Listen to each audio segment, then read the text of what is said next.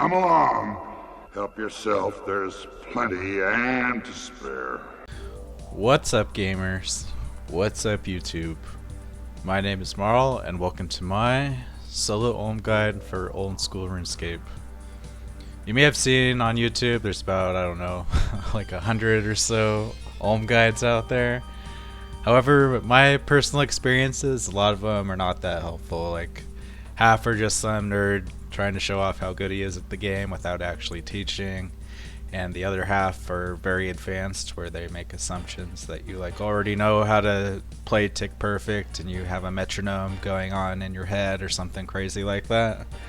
So I'm going to try to make this guide as beginner friendly as possible, but still thoroughly explain everything.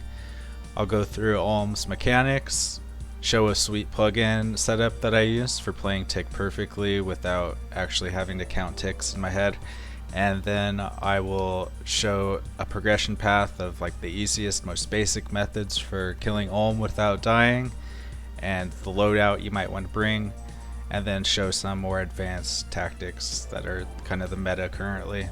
Before I begin though, please remember, if you find this video helpful, to hit that like button, drop a comment, or subscribe for more old school RuneScape content from me in the future. Thanks. Alright, so starting out, I'll just go over some basics, starting with how the phases work for the fight. So each phase starts with Olm being out with both his hands. You usually want to start these phases by like Dragon Warhammering or BGSing the melee hand, which is the one on the right for you, and then killing the mage hand, and then killing the melee hand. And so once both hands are dead for that phase, then there's an intermission where crystals start falling down. You just need to move every few seconds and avoid the shadows on the ground, just being 2 tiles away from them. Then the third phase, there's the twist where you actually need to kill the mage and melee hand within 10 seconds of each other. Not a big deal, you just have to pay attention to their HP and switch. And then you get the head phase, where it's just like an intermission phase where crystals are falling from the sky, but Olm's head will remain out and will become vulnerable to ranged damage at last. So yeah, you're just running from crystals and trying to kill the head, and once you do, you're done, get your loot. Next, let's take a look at Olm's attacks. He kind of has a crap load of them, but don't worry about memorizing because I'm going to end up teaching you how to avoid them, but it's good to be just familiar with them so you're not panicking in the fight if you get overwhelmed. So for his standard attacks in the top left, these he can use at any time and are his most common abilities. So they're pretty basic, just the magic and ranged breath. You can camp a prayer to reduce the damage of one of them by 80%. So I would say just camp ranged prayer because you're likely going to be wearing magic gear for most of the fight. Then he does a sphere. So the sphere works by, if you currently have a prayer overhead, it will reduce your prayer points by half and disable your current prayer. And then you'll need to switch on your prayer again to whatever color it is. So ranged for green, melee for red, mage for purple. If you don't pray against that in time, then you will take half your HP and damage, so those are pretty bad. You want to prioritize praying against that. Then he has additional standard attacks depending on what phase he's in. These are just randomized, but the dangerous ones are the acid drip. This is just where you're coated in poison and it leaves it on the ground, and if you stand in it, you're going to be taking like 6 to 9 damage each tick. So you'll just like want to alternate your pathing, or you could just ignore it and just out heal it because it's not a ton of damage, but it can overwhelm you if you're like taking other attacks at the same time while you're covered in poison. So that's what that is.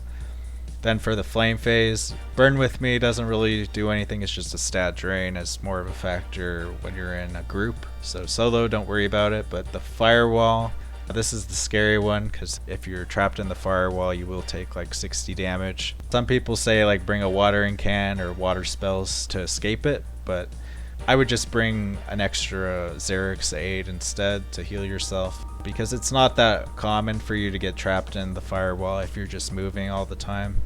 The more annoying thing is it just disrupts your running cycle, but yeah, if you do get stuck in it, you're going to take 60 damage. To just spam your Xeric's aid, get top healed, and you will survive, so don't panic.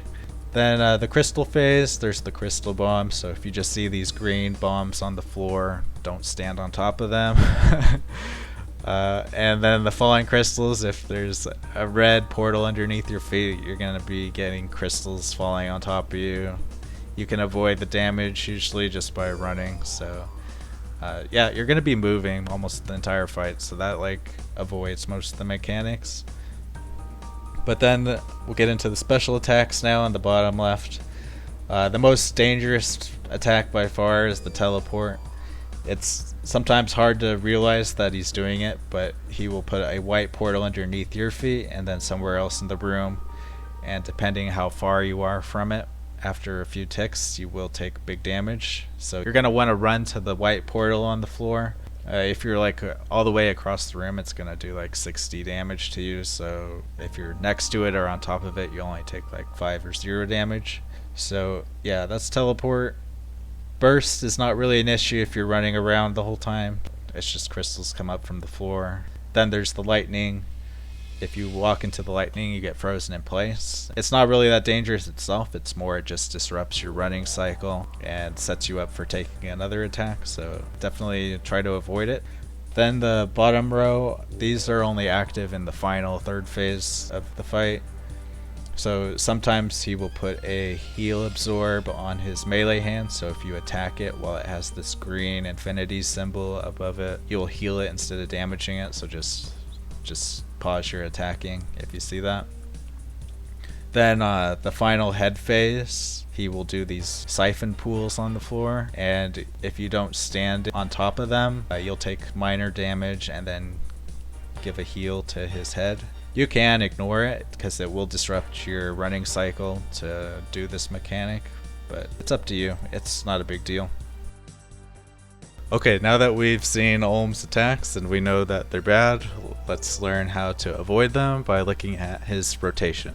So here's what the full detailed rotation looks like, but as a beginner you don't actually need to know it. We can just simplify it to this. So every 4 ticks he attacks basically, and the tick preceding his attack he does a scan, and that determines whether he does a head turn or an attack.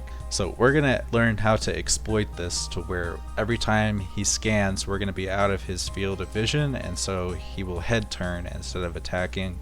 That way we never take an attack, we're just constantly running and yeah, avoiding all damage. So making this very chill, but the thing is, we have to be tick perfect, so that's the challenge, is being tick perfect to maintain our place within this cycle. This takes me into an innovation I came up with how to set up Visual Metronome in order to stay tick perfect and keep track of Olm's rotation.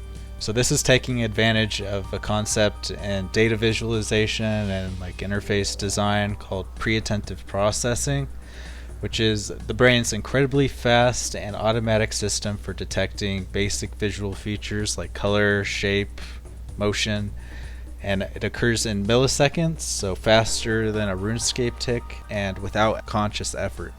So yeah, we can set up Visual Metronome to on each tick rotate through 4 contrasting colors, and then our brains will automatically process that change in color to know what tick we're on with 0 effort. You don't even need to look directly at the metronome either, because your brain can process the flashing colors in your peripheral vision, so you can spend your conscious effort on aiming your cursor to click on the ground, click the boss, click something in your inventory, or look at your HP, etc.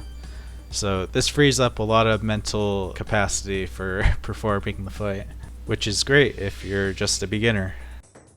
One more thing that I want to cover before I get into the movement patterns and gameplay is Olm's field of vision mechanics. You may have seen ground markings like this before, pretty much just showing the thresholds of his vision, but I'll fully explain how they work.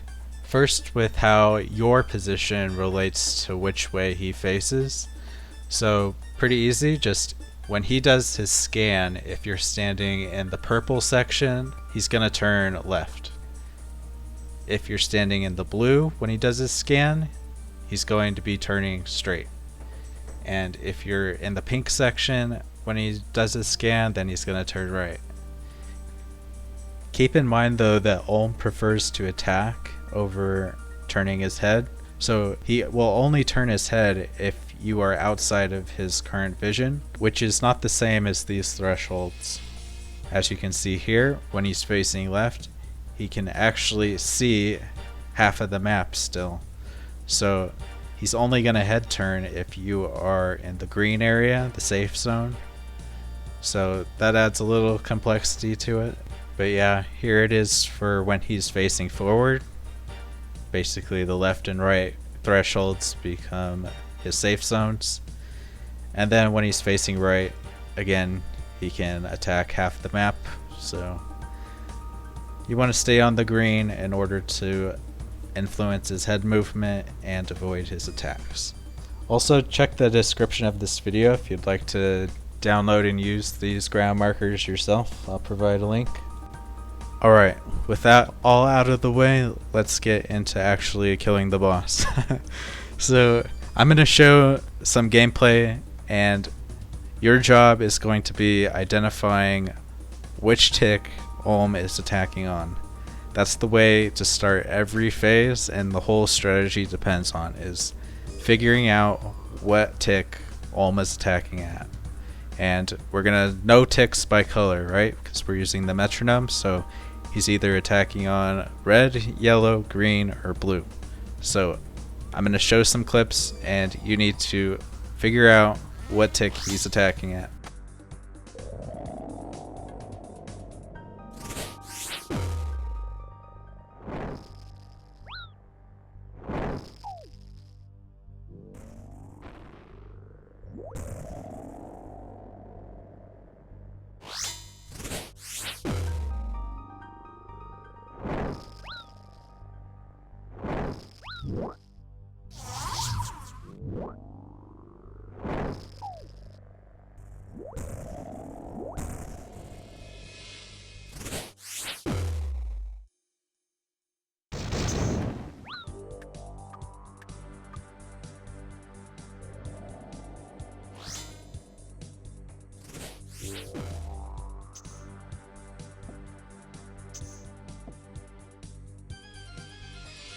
Okay, so that was 4 different clips.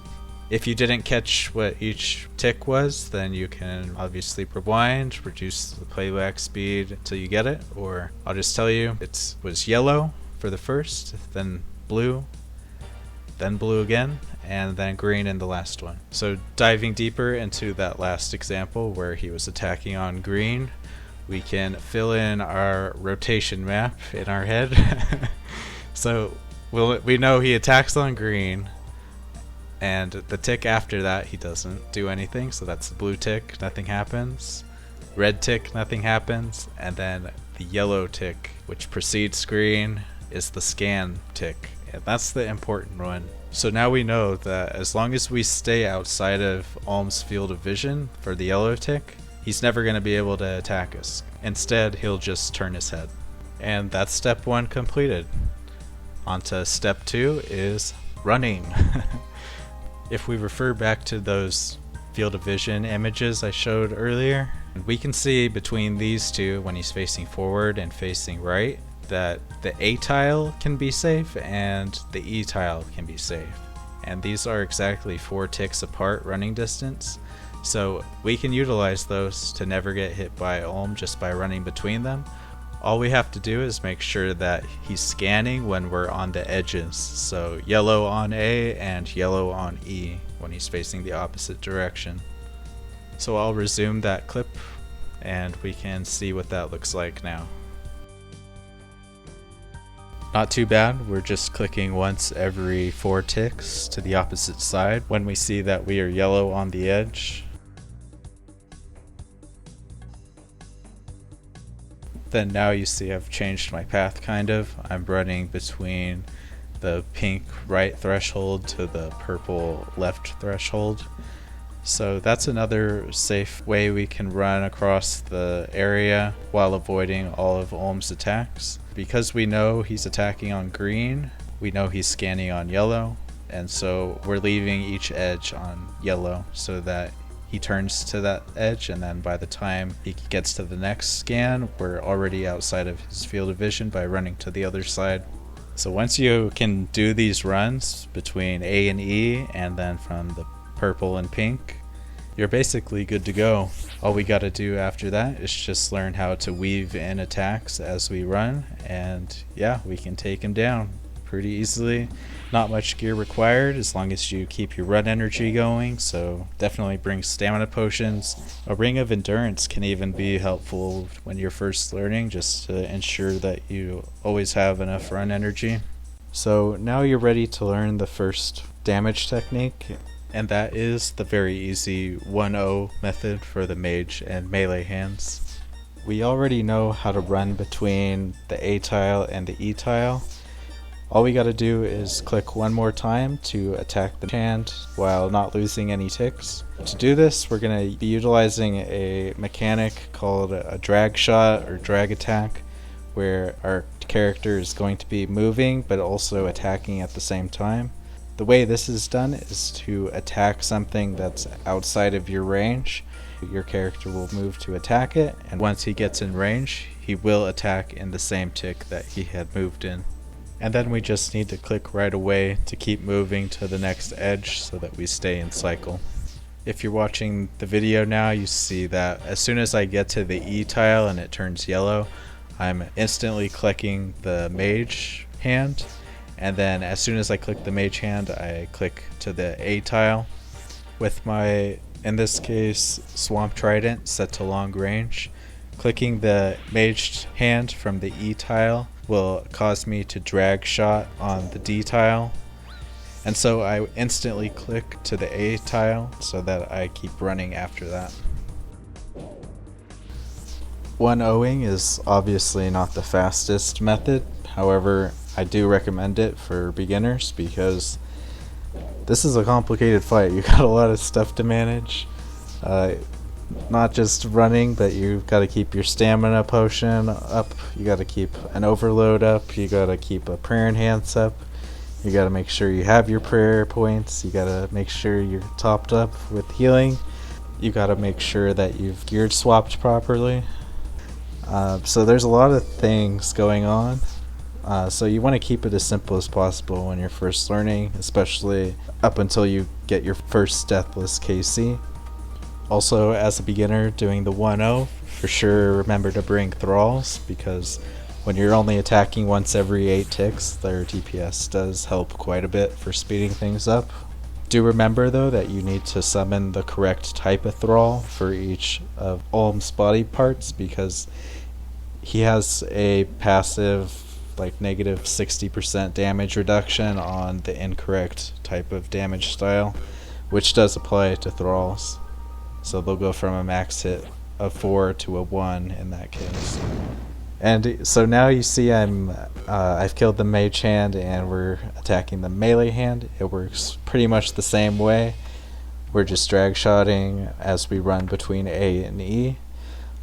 Our range is slightly different with a melee weapon than the powered staff though. So now I'm clicking the melee hand from the A tile, and then once I reach the C tile, that's where we're drag shotting at. So once I reach the C tile and it turns blue, that's when I click to the E tile. When you are doing the 1-0 method with melee, there's no reason to bring a Dragon Hunter Lance because of its 4-tick attack speed. It's losing a lot of DPS, so slower the better for 1-0. So Elder Maul and BGS are actually pretty good. I think the best would be, aside from the Scythe, would be a Fang. So Fang's good in the rest of the dungeon, so I would take that. But as a beginner, where you just want max supplies, it's fine to just use an Elder Maul or a BGS as your only melee weapon for Olm. Alright, here we are in the first intermission, just dodging rocks. But I'm going to actually jump to a clip of the final ranged phase, because if you now know the 1-0 method for mage and melee hands, you can get all the way to the end just knowing that. So I'll show the most basic method to get through the range phase, and that way you'll have everything you need to go out as a beginner and get your first KC deathless. So in this clip I'm in the third phase, just finishing off the hands before I go into the head phase. You can tell because Olm's head is glowing green. But before you go into this transition, you want to make sure that your health is topped up, you have good prayer, you're preemptively praying against ranged or magic, you have good run energy, and preferably having a mage thrall out while being ready to switch into your magic gear, because you're going to be on a 10-second timer to finish off the mage hand. Otherwise, one or both of the hands is going to regenerate and you'll have to start over. I do manage to succeed here though, so now I need to put on my range gear, top up my health again, spamming my Xeric's aid, and then immediately try to get back into cycle of avoiding Olm's attacks. And that's through running between those purple and pink thresholds on the edges of the room. I know from before earlier in the third phase that he is attacking on the red tick, so I want to leave the edge on blue because that's his scan tick. So I just want to go back and forth, and then once I am settled in that, we can start making attacks. This method is known as the 2-0 because it's a 16 tick cycle of running across the room while getting off 2 attacks on Olm while taking 0 ourselves. The only damage will be from the rocks, but that's far less than the Olm hits. So this is pretty chill. We're just clicking 4 times each cycle, 1 on each side to attack the head as soon as we arrive, and then 1 to run to the other side when we get to the scan tick, blue in this case. The weapons that would be best for this method are number 1, Twisted Bow of course, followed by the Dragon Hunter Crossbow, but almost tied with that is actually the Dark Bow because we are attacking every 8 ticks, so we would be taking full advantage of the Dark Bow's slow weapon speed. So yeah, the slower weapon the better when you're doing these tactics where you have some time between your attacks.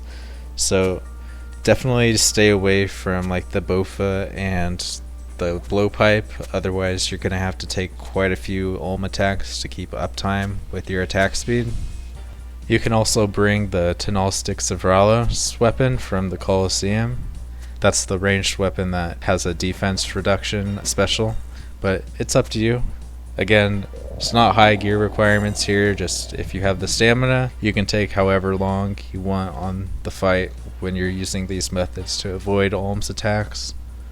And hey, we managed to get a purple while we were capturing footage for this video.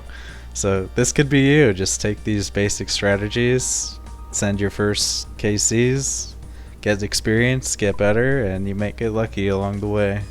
Then you can come back to this video because now I'm going to be covering some more advanced strategies that are higher APM but will shave minutes off of your kill times, so giving you more points per hour. Starting off with the Mage 3-0 method. So if we jump back to where we were before, I'm going to have to start this one by talking about a secret I hadn't mentioned yet about how Olm's head movement works, and that is when he scans and he can't find you, he's actually not going to turn necessarily to your location if he's taking damage on one of his hands at the same time.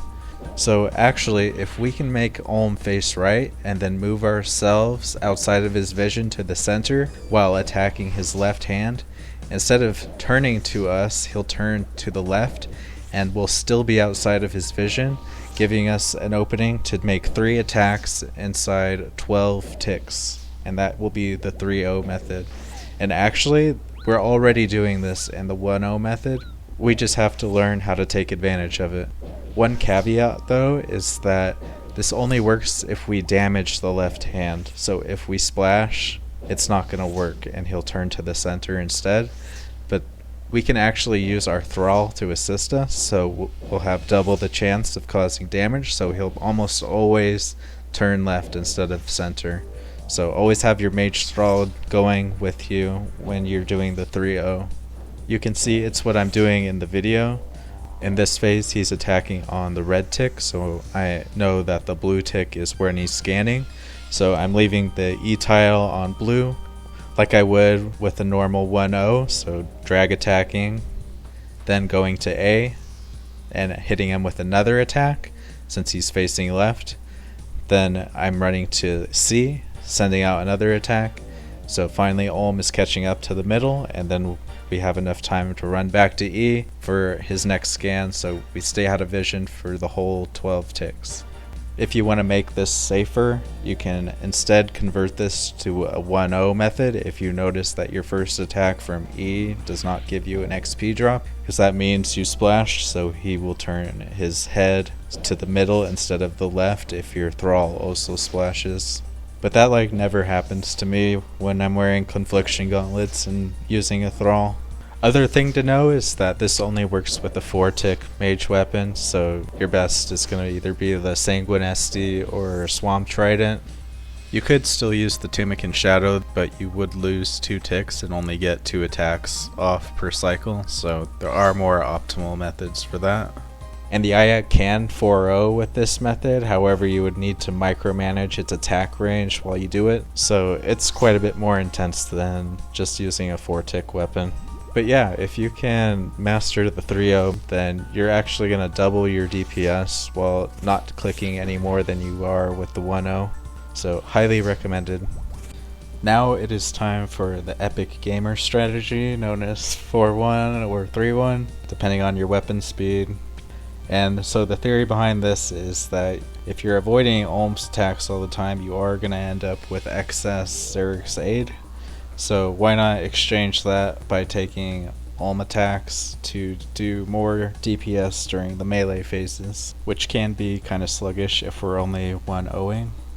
I will warn you though that this adds a ton of complexity to the fight, so you definitely want to be comfortable with everything else and have a few dozen KC under your belt before getting into this. But I will try my best to explain it, because I do have a solid understanding, even though I'm still improving at performing it myself. It begins by realizing that Olm actually has a 16-tick attack rotation. It's just divided into fourths, but each fourth has its own special property with how the attack works. So on the first and the third are the same though, they're just the standard attack. But the fourth has the special attack and also the concept of a catch-up attack. So the catch-up attack works like if he did not attack in the previous fourth, then he tries to catch up in that fourth. So sometimes you can get a special attack and a standard attack in the same tick, which is very bad, but he can do it if you somehow avoided the previous standard attack. And then in the second fourth, he actually does not attack except for a catch-up attack. So actually, if we take an attack in the first fourth, then in the second fourth we are completely safe from anything. So that's what we're going to exploit, is for the 4-1 and 3-1 we're going to expose ourselves to 2 attacks. But we want the first attack to be the first fourth and the second attack to be the second fourth, because the second fourth does no damage to us. So here's an example of that in action, where we're going to get 4 attacks off with our Dragon Hunter Lance while only getting hit by Olm once, and it will only be a standard attack. And I'll also play it in slow motion so you can get a good look at what the ticks are like. There are multiple ways to do the movement in the 4-1, like some people optimize for being more mobile to avoid some damage from some of Olm's phase specific standard attacks, but I like to do it this way just because I think it's the lowest APM version of the 4-1.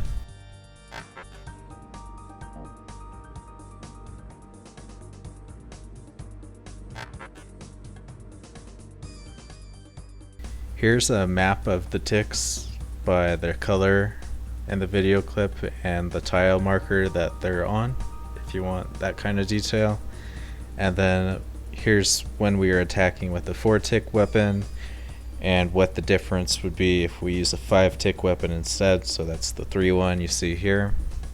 As if that's not complicated enough though, that now we got to get into what to do to get into the cycle, because it's a 16-tick cycle and we have to be tick perfect in that 16 ticks. So the only way to get into it is to experiment on the fly. So we're gonna be trying to do the rotation, but one of 4 outcomes is gonna happen. The one we want is to take an attack and then take a non-attack, but we could also have these things happen as well, where we get 2 attacks. We could get an attack and then a special, or we could get a special and then an attack. So we got to know what to do in each outcome in order to fix ourselves inside the cycle. So conveniently, I've put that below each outcome. So if we take an attack and nothing else, that means we're in the 4-1 already. So we just continue to do more 4-1ing.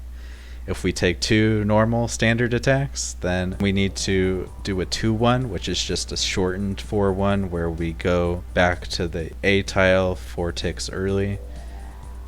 If we get a normal attack followed by a special attack, then we need to do a 1-0. So we already know how to do that. That's just 8 ticks of attacking once and then going back.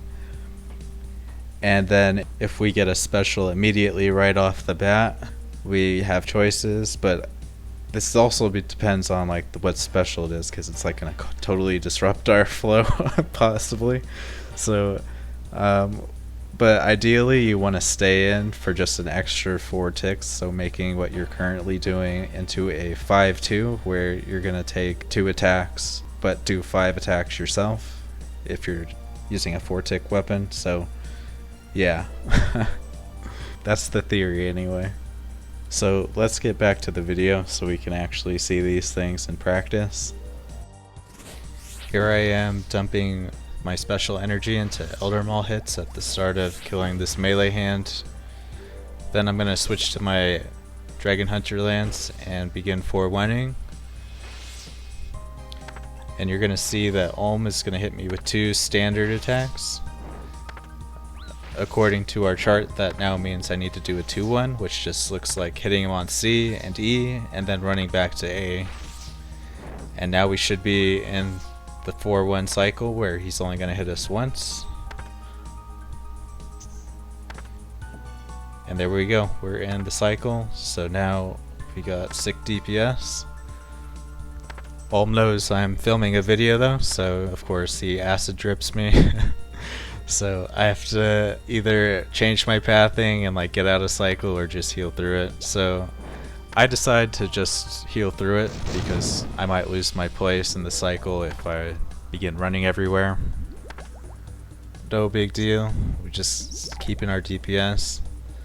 So the benefit of this versus the 1-0, even though we're having to deal with some annoying things with Olm's attacks and possibly having to heal, is that we are doing double DPS, but it's not as clear of an advantage over like how Magic is, because we're basically doubling our required APM to perform the 4-1, and it's only 2 times the DPS of a 1-0, and that's only under ideal circumstances, because you do sometimes get disrupted when you're taking Olm attacks, and also not counting your thrall damage, so it's not quite double DPS, but yeah.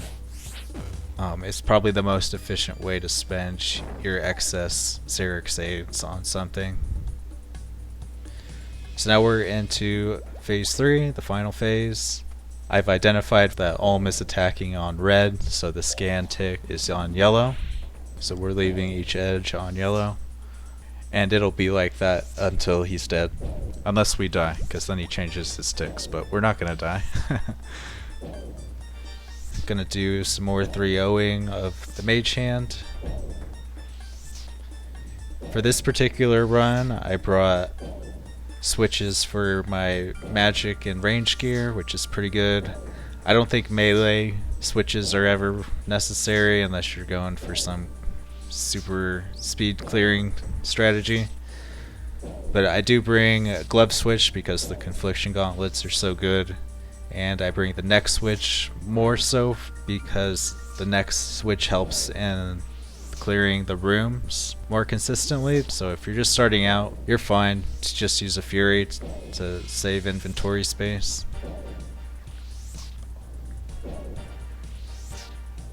And I typically go in with 1 Prayer Enhance, 4 Revitalization, 9 Xeric's Aid, 2 Extended Stamina Potions, and 1 Overload. So you can see how you do with that, although as a beginner you probably want to bring more stamina. But now that I know what I'm doing, I only usually go through 4 doses of extended stamina. But yeah, when you're constantly needing to catch your breath as a beginner, bring more. So I stopped killing the Mage Hand when it had around 50 HP, which is like the max hit of the Swamp Trident, and switched to 4-1ing the melee hand, although first I gotta like redo my overload and top myself off because I am going to be taking attacks, so it's fine to just 1-0 while you're doing all that, while you're just getting yourself ready. Still need to summon my Thrall. But we'll see what attacks we take when we start the 4-1. So there's 1 standard attack, good. Oh, but next he does a special attack. So that means we need to do a 1-0. Pretty easy. So we do the 1-0, and now we can 4-1, and we will be in cycle. There's 1 attack, and then nothing. So yep, 4-1 is in business.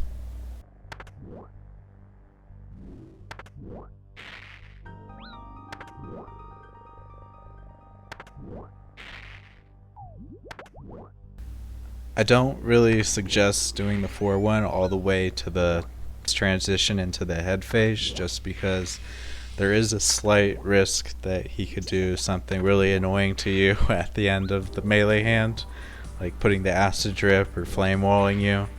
So if you want to be fully safe, just end the killing the melee hand in the 3rd phase by 1-0ing. That way you don't risk having to drink Xeric's Aid while you're DPS racing the magic hand. But generally that's not a problem, but it did kill me recently, so I got a shout out to that. Fortunately that doesn't happen in this video though, so I'm gonna have a successful transition to the head phase now. He does try to firewall me, but I'm too fast. But now I gotta carefully do a ranged gear swap. I'm gonna spec him with my Tenal Sticks of Rawlos. And I'm gonna show you something special here with the 3-0 damageless ranged method, which realistically is probably only worth doing with the Dragon Hunter crossbow. Although I am using a rune crossbow in this video because I sold my Dragon Hunter to afford my T-bow.